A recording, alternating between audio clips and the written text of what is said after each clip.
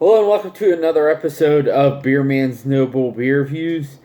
Today I have another beer from Insurrection Brewing Company out of Heidelberg, Pennsylvania, which is right outside of Pittsburgh.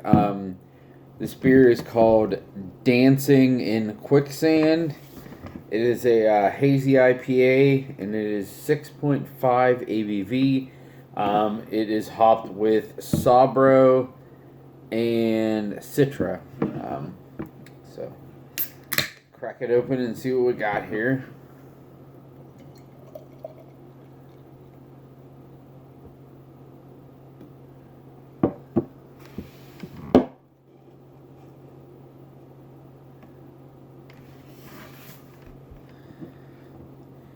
So you can see it pours a pretty cloudy, hazy,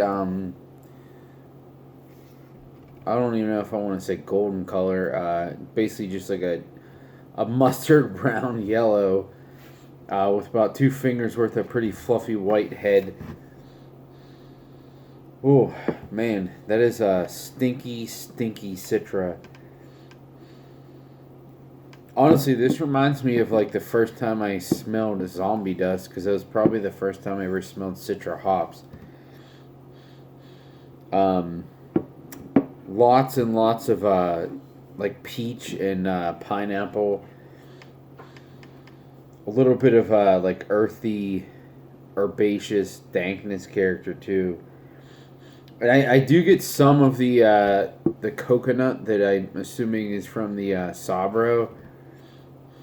But it's the Citra is definitely taking the front, taking the lead on this one.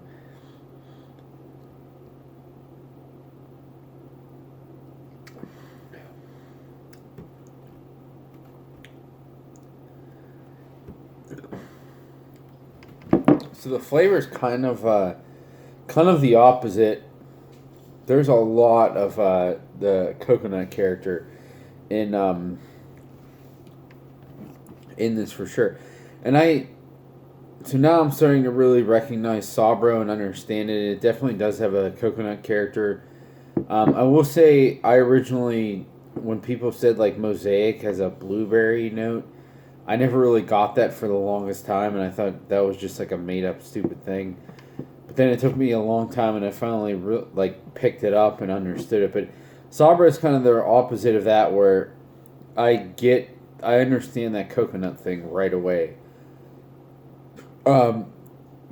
This really almost kind of reminds me of a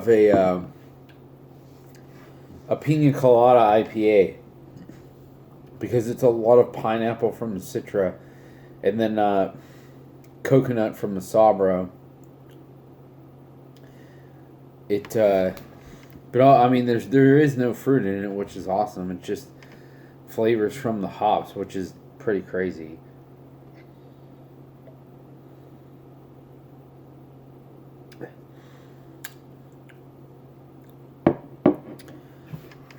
It's nice too, because even though it has that like pina colada character, it's not sweet at all. It's actually pretty dry and bitter, which is,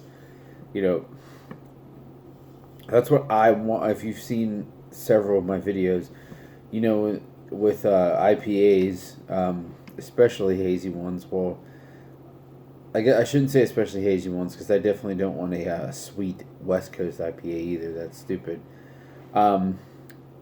But some of the New England style IPAs tend to be on the sweeter side. They add lactose, or they just, don't let it completely finish to balance out all the bitterness from dry hopping.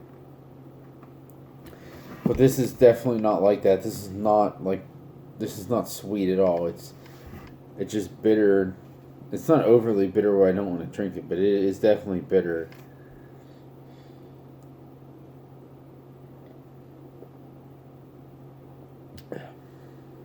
Yeah. I mean, this is almost it's basically like pineapple and coconut with a little bit of like orange juice pulp on the back end. Like super dry orange juice pulp, which I think is awesome. Yeah, I don't. There is a little bit of like a bready undertone to it too, but it's the malt character is like very, very. And that's not to say that this is like hop water. It definitely has a body to it, and it has like a bready sweetness. But excuse me, that's only like an accompaniment. It's for sure the hops are the star here through and through, and it's more coconut and pineapple than anything. Which I am assuming that's what they're going for with this, because I don't know a lot of other breweries are doing that with Sabro, trying to make like a pina colada like pineapple and coconut IPA without actually putting anything in it, which I think is a good idea because I don't like having that stuff thrown in IPAs. But if you can get those flavors from the hops, that's awesome. So this was $16 a 4-pack, which is slightly less than what most breweries are charging for IPAs. Usually they're like 18 to 20, even for singles nowadays. So even if this was that price, I would still give it a buy. But given it's a couple bucks less, it's a super, super buy. I did have this on tap, and I told several people that this is one of the better New England style IPAs I've had in a long time. It's just super, super juicy, but at the same time, it's very dry.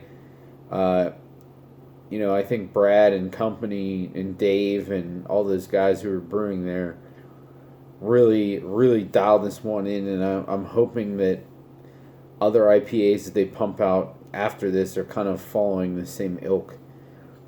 Because this is really, really good, and I know that they can make beers of this quality, so I just hope they keep doing it. So yeah, this is definitely a buy for me. I think if you're in Pittsburgh, you should definitely check out these guys. I tell people that all the time. It's not necessarily close to any other like big breweries that people want to go to, but between the beer and the food, it is absolutely a beer destination for sure. Just make sure you go around lunch or dinner because it is definitely worth eating there. Their food is awesome. But that's all I got on this one. Please like, comment, subscribe. Let me know what you think, and I look forward to doing the next one. Thanks.